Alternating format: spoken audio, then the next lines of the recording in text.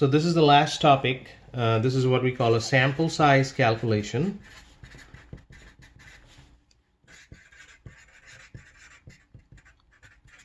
After this, you should be able to do all the problems in assignment 7.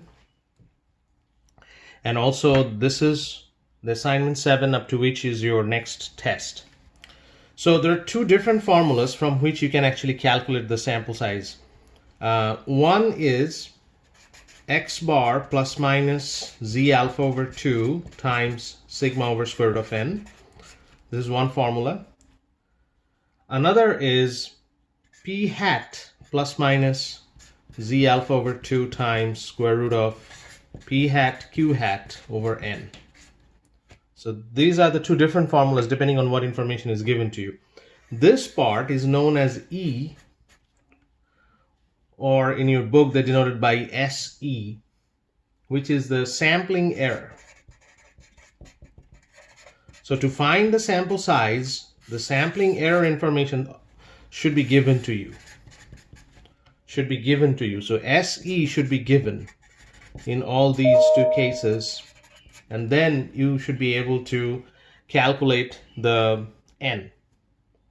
So what would be the formula? So I already told you there are two different cases. I'm gonna give you examples for both of them, but for now, from here, SE is equal to z alpha over 2 times sigma over square root of n. We are solving for n, so n should be equal to z alpha over 2 square sigma square divided by SE square. So that is your one formula if I am given information about this. From here, we are doing the same thing. SE equal to z alpha over 2 times square root of p hat q hat over n. So n in this situation will be z alpha over 2 square times p hat q hat divided by SE square. So there are these two different formula for two different cases. The information that's given to you, depending on that, you are using one of them. So let's talk about this one first. Let's do an example of this case right here. The example is in your book. This is page 335, 7.6. What information is given to you? It says that there is a 99% confidence interval. That means 1 minus alpha is 0.99, alpha is 0.01, and alpha over 2 is 0.005. So we can first calculate z 0.005, that is from R. So Q norm will give you this number. And according to the book, this number is 2.575.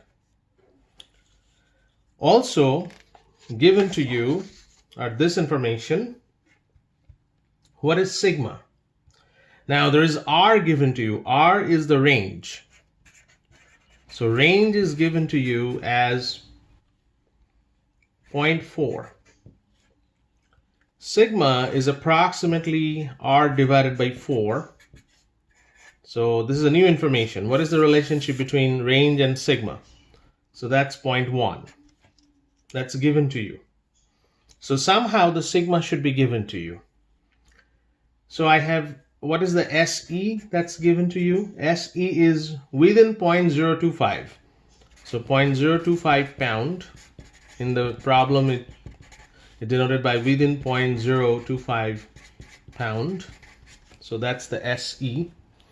Once I know all the numbers, I'll just plug in here 2.575 square times 0.1 square divided by 0.025 square, and that gives us 106.09, which is approximately 107. Always round up. So in this situation, always round up. So that's your answer. 107 is the number. Now what's going to change for proportion? That's the second case. So this is the second example about this one, about this problem right here. That's a different problem. That is the problem number 7.7. So example 7.7, page 337. Here also the confidence interval is given as 90%.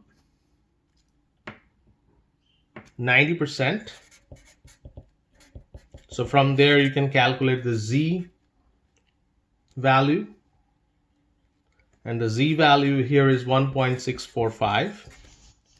Also given what's the p.